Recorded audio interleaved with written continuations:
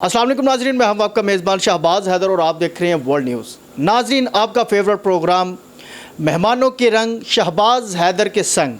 तो नाजरीन, बहुत शुक्रिया, आप हमारा ये प्रोग्राम जो है वो बहुत ज़्यादा पसंद कर रहे हैं और मैं बताता चलूँ, बहुत बड़े बड़े अच्छे जो गेस्ट हैं, जो मेहमान हैं, जो हमारे दोस्त हैं, वो इस प्रोग्राम के ऊपर बड़े बड़े अच्छे कमेंट्स भी कर रहे हैं। और ख़ास तौर पर अगर बात की जाए सियासत के हवाले से, तो नैयरा सुल्ताना जी हमारे साथ मौजूद हैं, जो कि सियासत के हवाले से तज्ज़ियाकार भी हैं, सियासतदान भी हैं। तो इनसे गुफ्तगू होती है और बड़ी अच्छी गुफ्तगू करती हैं। हमारे दूसरे मेहमान जो हैं वो बड़ी प्यारी शख्सियत, किसी भी तारुफ के मोहताज नहीं, म्यूज़िक डायरेक्टर मोहम्मद शकील माधो साहब। और इनकी जो मोहब्बतें हैं, म्यूज़िक डायरेक्टर हैं, क्योंकि हमारी नई आने वाली नस्ल के लिए एक अच्छा प्रोग्राम कोशिश कर रहे हैं कि लेके आएँ, ताकि म्यूज़िक के हवाले से जाना जाए, म्यूज़िक के हवाले से उसकी पहचान की जाए, रागदारी की, ठुमरी की, दादरे की, ये क्या चीज़ें हैं, ये सारी चीज़ों की पहचान करवाई जाए। और अगर कोई सिंगिंग की तरफ मौसीकी को अपनाता है तो ये, क्योंकि इल्म जो है वो बहुत ज़्यादा हार्ड है और सुनने में और कहने में बड़ा आसान है, लेकिन बहुत ज़्यादा मैं ये समझता हूँ कि सख्त तरीन इल्म है, जो कि हर बंदा नहीं सीख सकता। लेकिन फिर भी ये है कि जिसे मालिक कायनात अता कर दे वो सीख जाता है। तो हमारे साथ शकील साहब भी बड़ी मोहब्बतें कर रहे हैं। तो नाज़रीन, आप लोगों का बहुत शुक्रिया कि आप हमारा प्रोग्राम बहुत ज़्यादा पसंद करें। हमारी कोशिश है कि हम आपके पास जो अच्छी अच्छी चीज़ें हैं वो आपके सामने रखें, ताकि आप अपनी लाइफ के अंदर, वो सियासतदान हैं तो वो नैयरा सुल्ताना जी, उनसे हम मशावरत करते हैं। अगर म्यूज़िक के हवाले से अगर बात की जाए तो एम शकील साहब हैं हमारे साथ, वो आपको इन्फॉर्मेशन देते हैं। नेक्स्ट प्रोग्राम में कोशिश करेंगे, और भी हमारे गेस्ट आ रहे हैं, जैसे कि सिंगर और राइटर्स जो है, जो सॉन्ग लिखते हैं, मूवीज़ वगैरह लिखते हैं, और भी इनके अलावा भी हमारे पास लॉयर भी हैं, डॉक्टर्स भी हैं, उनके साथ भी आपको मिलवाया जाएगा। तो जी नाज़रीन, प्रोग्राम का आगाज़ करते हैं। सबसे पहले मैं शुरू करूँगा मोहम्मद शकील माधो साहब से कि आज हमारे देखने वाले और इनके चाहने वाले जो हैं उनके लिए आज क्या लेके आए। जी अस्सलाम वालेकुम। वालेकुम अस्सलाम। जी शकील साहब, आज हमारे देखने वालों के लिए क्या लेके आए? अर्ज़ ये है कि मैं ये चाहता हूँ कि हम ये प्रोग्राम जो है जिसे हम कंटिन्यू करेंगे, उसको एक तरतीब के साथ कंटिन्यू किया जाए, ताकि आने वाले जो नए बच्चे हैं उनको समझ भी आए।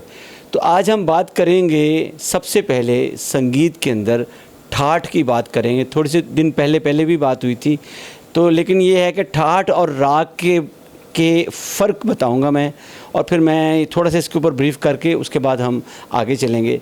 असल में ये है कि ठाठ कहते हैं रागों के मजमूए को। अच्छा, जब आप राग को समझ लेंगे तो आपको ठाठ की समझ आ जाएगी। अब एक राग या रागनी है तो उसके कुछ कानून और कवायद हैं। मसलन उसका कोई सुर वादी होगा तो संवादी भी होगा, और उसके अंदर फिर एक दुर्बल सुर होगा, कमज़ोर सुर होगा, प्रबल सुर होगा, यानी कि कवि सुर होगा। फिर उस राग का नीचे का सुर होगा, उसे मंदर सुर कहेंगे, राग का मंदर सुर। फिर हम राग का जो सबसे टॉप का सुर होगा उसे टीप का सुर कहेंगे हम, राग ही का, यानी कि कानून में रहते हुए वो राग इस तरह बजेगा, नीचे इस सुर तक आएगा, ऊपर उस सुर तक जाएगा, और उसके अंदर कानून कायदे होंगे। अब ये सब चीज़ें ठाठ के अंदर नहीं है। ठाठ सिर्फ सीधा जाता है और सीधा आता है। सारे गामा पादा नीसा, सानी धापा मागा रेसा, और कुछ नहीं, सीधा आता है और सीधा जाता है। और उसके अंदर कोई वादी सुर नहीं है, कोई संवादी सुर नहीं है, कोई प्रबल सुर नहीं है, कोई कमज़ोर सुर नहीं है, कोई गिरा सुर नहीं है। राग का गिरा सुर होता है जहाँ से राग चलता है, और न्यास का सुर होता है जहाँ से वो रुकता है आके। लेकिन ये सारी चीज़ें ठाठ में नहीं होती। ठाठ एक ज़मीन है, पहले तो ये समझ लें। उसके बाद ये है कि 72 ठाठ थे इंडिया में, जो रागों के नाम पर नहीं थे, लेकिन बाद में समझने के लिए इसको 19वीं सदी में 10 ठाठों पर ले आए। 10 ठाठ अब हैं। वो 10 ठाठ क्या हैं? भैरवी, असावरी, उसके बाद हम काफ़ी देखते हैं, फिर खुमाश देखते हैं, फिर हम बिलावल देखते हैं, फिर कल्याण जिसमें हेमन है वो देखते हैं, फिर मारवा, पूरिया, उसके बाद हम देखते हैं टोडी और भैरों। ये 10 ठाठ राइज हैं पाकिस्तान में। जितने भी राग गाए जाते हैं आजकल इन्हीं के अंदर हैं। 10 ठाठ जो है ना वो ज़्यादातर चल रहे हैं। जी हाँ।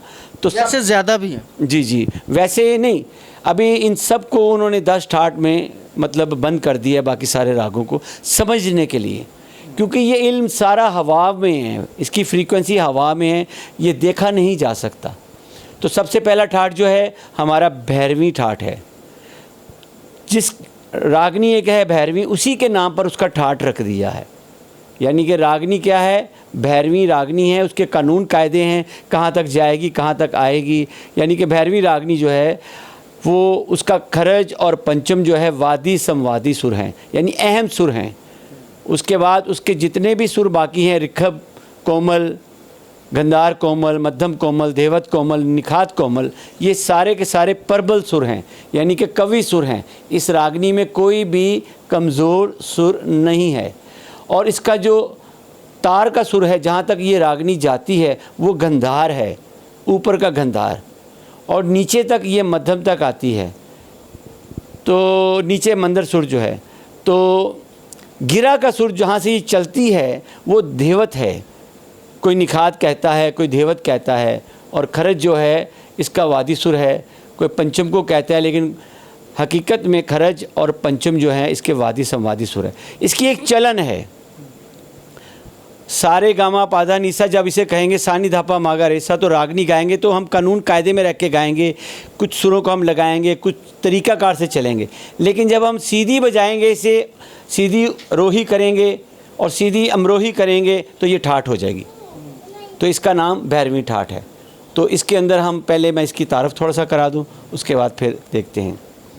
ये पहले काले से ही मैं करवा रहा हूँ। सा, इसके सारे सुर कोमल हैं, सा और पा शुद्ध हैं। शुद्ध 3 तरह के सुर होते हैं।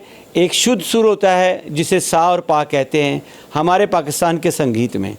बाकी ऋखब कोमल, ऋखब तीवर, गंधार कोमल, गंधार तीवर, माँ कोमल, माँ तीवर, देवत कोमल, देवत तीवर, निखात कोमल, निखात तीवर, ये होते हैं। तो इस रागनी ये 7 सुरों की है। इसके सारे के सारे सुर कोमल हैं। और मैं गुजारिश करूँगा इसको करने वाले, इसको बरतने वाले जो हैं अब के दौर में, कि इसे राग ना कहें। ये भैरवी रागनी है, इसे भैरवी राग ना कहें। जैसे कि ज़ुबैदा बेगम के बजाय ज़ुबैदा साहब हो जाए तो ये बहुत बुरी बात है। तो भैरवी रागनी कहा जाए इसे। तो आपकी इजाज़त से मैं इसे रोही मरोही कह दूँ।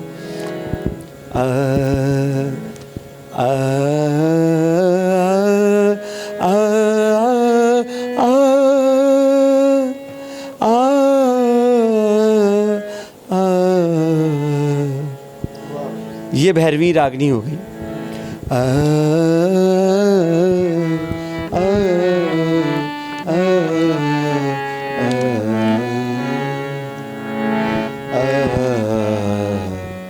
ये मध्यम तक आई।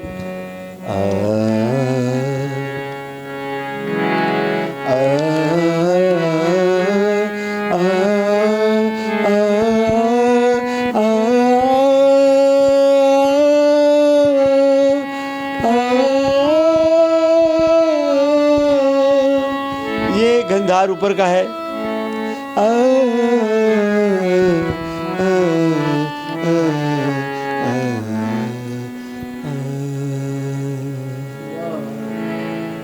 सबसे पहले तो इस रागनी में जितना फिल्मी काम है वो इसमें हुआ है। और सबसे मशहूर चीज़ जो है इसमें गाई जाती है वो हीर है।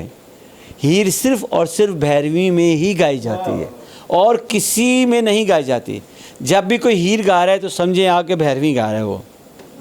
थोड़ी थोड़ी सी हिंट्स हैं। अव्वल हमद खुदा दा विर्द कीजे इश्क की तासु जगदमू मियाँ पहले आप ही रब ने इश्क कीता ओ ते माशूक है नबी रसूल मियाँ। ये भैरवी में ये है जो गाई जाती थी और इसके अंदर इतना काम हुआ है कि हम जितने भी मतलब इसका नाम लें, अब टांगे वाला खैर मंगदा वो भी भैरवी है, मैं ते मेरा दिलबर जानी ये भी भैरवी है मैडम जी का और इसके अंदर बेशुमार के अनगिनत मतलब है। एक गाना है इसके अंदर बहुत मशहूर हुआ अपने टाइम में, दुनिया च दिल कोलों वध केड़ी शै वे, दुनिया च दिल कोलों वध केड़ी शै वे, तेरे उतों वार देवां एक वार कहवे, दुनिया च दिल कोलों।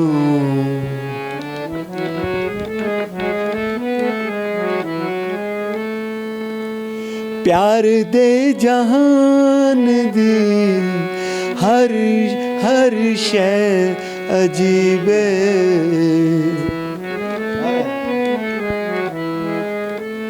प्यार दे जहान दी हर शै अजीबे, ना कोई अमीर ऐथे ना कोई गरीब, ना कोई अमीर ऐथे ना कोई गरीब, ऐ होई गल दसनी है नेड़े हो के बैवे, ऐ होई गल दसनी है नेड़े हो के बैवे, तेरे उतों वार देवा एक वार कहवे, दुनिया च दिल कोलों। वैसे तो शहबाज साहब खुद एक सिंगर हैं, प्रोफेशनल सिंगर हैं शहबाज हैदर साहब।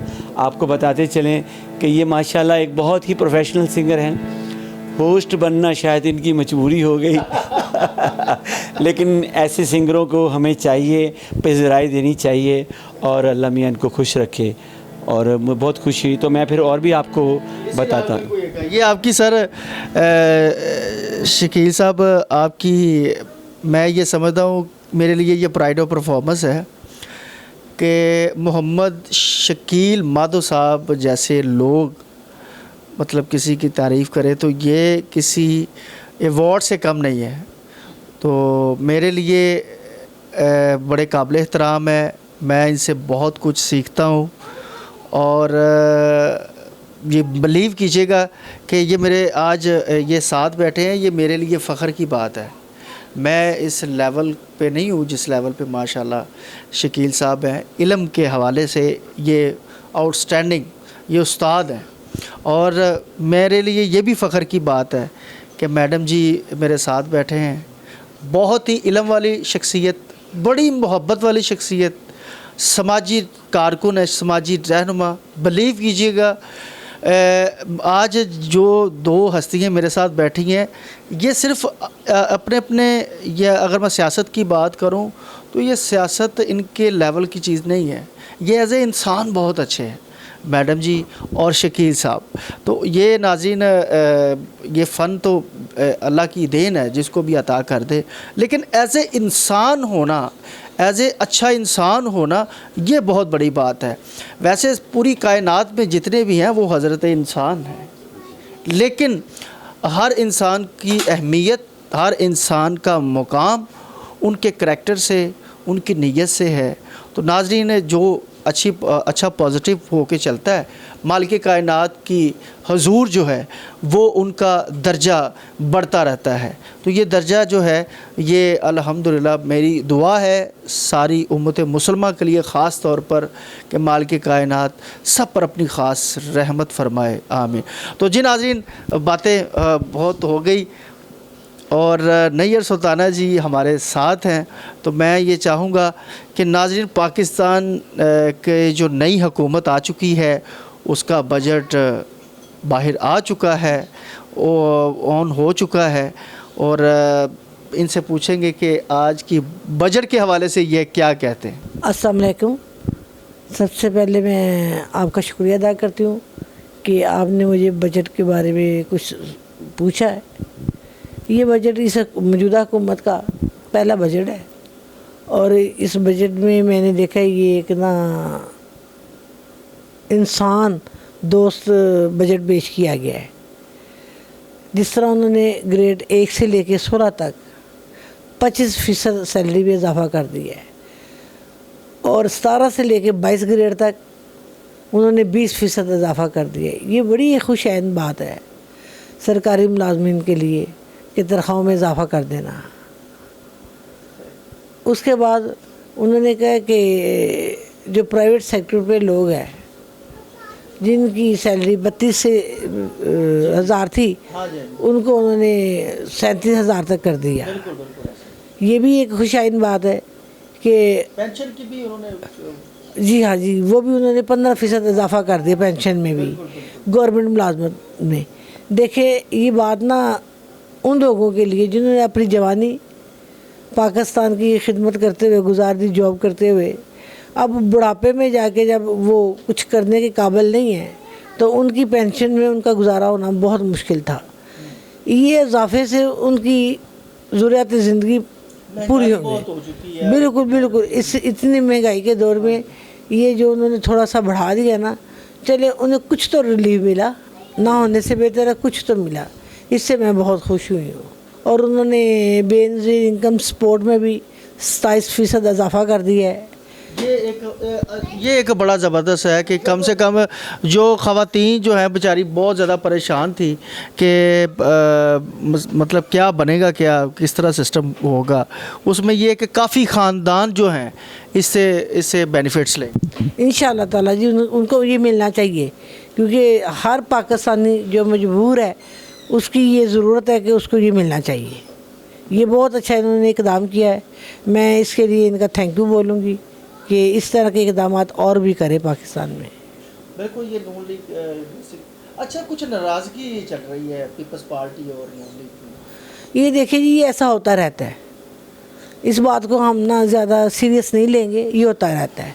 ये आज नाराज़गी है, कल इनकी फिर सुलह हो जाएगी। इसकी कोई सुना तो वैसे पहले की भी है, तो कोई ऐसी बात नहीं। इनकी नाराज़गी को इतना नहीं सीरियस नहीं लेना हमने। अच्छे काम पे इनको अप्रिशिएट करना है, गलत कामों पे या बुरे कामों पे इनकी हम निशानदेही करेंगे। इंशाअल्लाह ताला मुझे उम्मीद है कि पाकिस्तान के लिए बेहतर हो जाएगा। उम्मीद है कि वैसे मेरे ख़्याल में इनको जो है वो इस तरह आपस में अगर मिल के इसको लेके चलें पाकिस्तान की इस मुश्किल दौर में, अगर मिल के चलेंगे तो बेहतरी आएगी। ये तो आपका कहना है ना, और हकीकत भी ऐसे है जैसे आप कह रहे हैं, मगर ये कुछ इनके अपने ज़ाती भी मफादात होते हैं ना, उसको भी तो उन्होंने मद्देनज़र रखना होता है ना। इसलिए मैं उनकी बात नहीं करती, इनके ज़ाती मफादात की मैं बात नहीं करती। मैं तो बात सिर्फ आवाम की करती हूँ, पाकिस्तानियों की करती हूँ, पाकिस्तान की करती हूँ। इनके ज़ाती मामलात को मैं डिस्कस नहीं करती। बजट क्या लगता है कि जो बजट पेश किया गया है आवाम के हक़ में या कितने फ़ीसद हक़ में? इस वक्त जो उन्होंने पेश, अभी आपसे अभी टैक्सों की बात भी कर रही। हाँ जी, वो टैक्सों की बात तो वो एक जी, जो इन्होंने सहूलतें दी हैं ना आवाम को, गवर्नमेंट मुलाजमीन को और प्राइवेट सेक्टर पे, उन्होंने ये भी कहा है कि जिसकी सैलरी 50% है, 50,000 है, उनको कोई टैक्स वगैरह की नहीं है, उन्हें छूट है हर तरह की।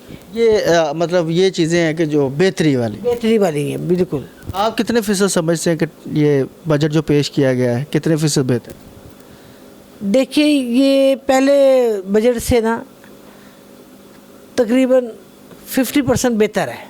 पहले जो बजट पेश किया। हाँ जी, उनसे बेहतर है, 50% बेहतर है उनसे। सही है। तो क्या कहेंगे, अप्रिशिएट करेंगे? जी बिल्कुल बिल्कुल, मैं करूँगी, इन्हें अप्रिशिएट करूँगी और मैं इनसे ये भी उम्मीद करती हूँ कि आइंदा भी ये ऐसे ही काम करेंगे। बिल्कुल ठीक। चले, और इसके अलावा वैसे जो मुख्तलिफ आपस में सियासतदानों के नाराज़गी है उसके बारे में क्या कहेंगे? मैं तो हमेशा ही कहती हूँ इन्हें एक टेबल पे बैठ के काम करना चाहिए पाकिस्तान के लिए, पाकिस्तानी अवाम के लिए, मगर ये लोग अपने ज़ाती मफादात को लेते हैं और उस मफादात में ये काम करते हैं, इसलिए इनकी नाराज़गी ये ख़त्म नहीं होगी। इनकी सुलह नाराज़गी एक जैसी है, उस पर बात ही ना करें तो बेहतर है। सबसे पहले तो हम चाहेंगे कि ये जो सिलसिला प्रोग्राम का बना है, इस प्रोग्राम के ज़रिए हर सेगमेंट में कुछ सीखने को, बच्चों को सीखने को मिले। तो उस सिलसिले में ये है कि मैंने आपको पहले भी बताया कि ठाठ के बारे में। ठाठ क्या है कि 10 ठाठ चल रहे हैं पाकिस्तान के अंदर, जिसमें सारे राग हैं। मसलन जैसे 10 मुल्क हैं, इसके अंदर सारे शहर हैं। तो दुनिया में तो बेशुमार मुल्क हैं, उनके अंदर बेशुमार शहर हैं। तो इस तरह इसके 10 मुल्क हैं, उनमें बाकी के राग रागनी शहर हैं। तो राग रागनियों के नाम के ऊपर ही उन्होंने ठाठ का नाम रखा हुआ है। मसलन भैरवी ठाठ जो है वो भैरवी रागनी के नाम के ऊपर रखा हुआ है। असावरी ठाठ जो है वो सावरी रागनी के नाम पे रखा हुआ है। काफ़ी ठाठ जो है, तीसरा ठाठ जो है वो काफ़ी राग के नाम पे रखा हुआ है। उसके बाद खुमाज ठाठ जो है वो खुमाज राग के नाम पे रखा हुआ है।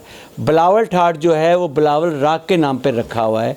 और कल्याण ठाठ जो है वो एमन के सुर हैं, तो कल्याण ठाठ के नाम पे रखा हुआ है।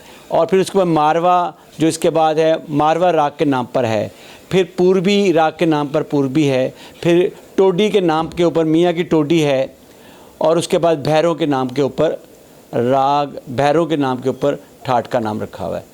तो लोग जो परेशान हैं वो कहते हैं कि ये ठाठ क्या होता है। ठाठ कुछ नहीं है, एक ज़मीन है, जस्ट एक प्लेटफॉर्म है, उसके ऊपर आप राग जिस जो है वो गाएंगे बजाएंगे कानून कायदे के हिसाब से। अब हम पहला ठाठ लेते हैं भैरवी ठाठ। भैरवी ठाठ में अब तक जितने भी राग रागनी गा रहे हैं या जिनके बारे में मालूमात है, किताबों में भी देखा गया है, सब मिला मिलू के, तो 15-16 जो हैं वो राग और रागनियाँ इसमें हैं, जिनमें अब आके सिर्फ 2 या 3 गाए जाते हैं। जिनमें हम ये देखते हैं कि भैरवी रागनी और मालकौंस और बिलास खानी टोडी, इसको गाया जाता है। तो पहले तो हम ये बताएंगे कि भैरवी रागनी जो है, इसके बारे में बहुत से लोगों के और बहुत से घराने जो हैं उन्होंने इसे गाया है अपने अपने तरीक़ों से। इसकी वादी संवादी में इख्तलाफात हैं। कोई धेवत को वादी कहता है और गंधार को संवादी कहता है, कोई मध्यम को कहता है, कोई रिखब को कहता है संवादी, तो कोई निखात को संवादी कहता है, कोई गंधार को कहता है। तो इस सिलसिले में क्या किया गया है कि सब ने मिलकर मुत्तफ़क़ा होके सब ने खरज और पंचम राइज कर दिया हुआ है। और ये मौसमी रागनी है, इसके अंदर दूसरे सुर भी इस्तेमाल होते हैं। ये मौसमी रागनी है, तो इसके अंदर हम और भी सुर इस्तेमाल कर सकते हैं। ये फोक है और ये रागनी के नाम पर है, इसे भैरवी रागनी के नाम पर हम कहते हैं। भैरवी रागनी जो है ये टीप की रागनी है, ऊपर खिलती है, यानी कि ऊपर पंचम से ऊपर इससे ज़्यादा इसकी जगह बनती है। तो इसके बरअक्स असावरी है, असावरी में हमारे पास सिंध भैरवी है, तो वो नीचे खिलती है। उसके बारे में हम जब असावरी ठाठ में जाएंगे तो बात करेंगे। फिर मालकौंस है, तो अगर हम भैरवी में से रिखब और पंचम निकाल दें तो मालकौंस बन जाएगा। तो ये एक बहुत बड़ा राग है, इसके बारे में हम आगे बताएंगे कौन कौन से गाने हैं। लेकिन भैरवी के अंदर जितने गाने इंडिया और पाकिस्तान में बने हैं वो लाजवाब हैं। मौसीकारों ने इसके ऊपर बहुत तब आज़माई की है और ख्वाजा खुर्शीद अनवर साहब, मास्टर अब्दुल्ला, मास्टर अनायत, बाबा जी चिश्ती और रोबन गोश और ए हमीद और एम अशरफ साहब और जैसे जैसे मौसीकार जिनके नाम बहुत बड़े नाम हैं ये लोग, तो वो लोग जो हैं उन्होंने इसके ऊपर तवज्जो की। उनका हर गाना अगर एक फ़िल्म में उनकी आती थी तो उस फिल्म में 1 या 2 भैरवी के अंदर होते थे, गाने लाजम होते थे। अब ये है कि मैं आपको एक गाना सुनाता हूँ, इंडिया में लक्ष्मीकांत साहब का बनाया हुआ भैरवी के ऊपर एक गाना बहुत मशहूर हुआ है। उसकी एक स्टाइल है,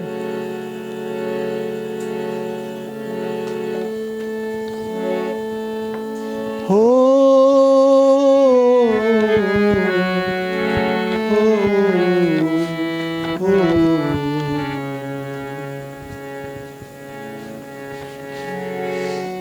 जिहाल मस्की मकंबर बहाल हिजरा बेचारा दिल है,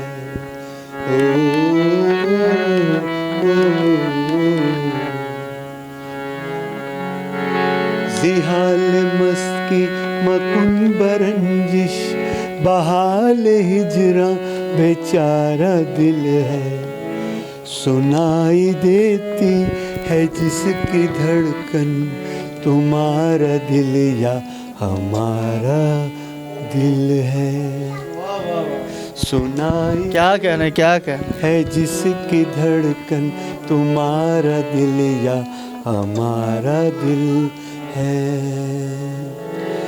जिहाल मस्ती मकुन बरंजिश बहाल हिजरा बेचारा दिल है, सुनाई देती है जिसकी धड़कन तुम्हारा दिल या हमारा दिल है। वाह वाह वाह। वो आके पहलू में ऐसे बैठे, वो आके पहलू में ऐसे बैठे के शाम रंगीन हो गई है, के शाम रंगीन हो गई है, जरा जरा सी खिली तबीयत जरा सी गमगीन हो गई है। क्या बात है क्या बात है क्या बात है। इसी राग में तो पाकिस्तान में बड़ा काम हुआ। आज इस राग में पाकिस्तान में बहुत सा काम हुआ है हमारे पास, तो बहुत सा है। जैसे कि अब हम ये देखते हैं,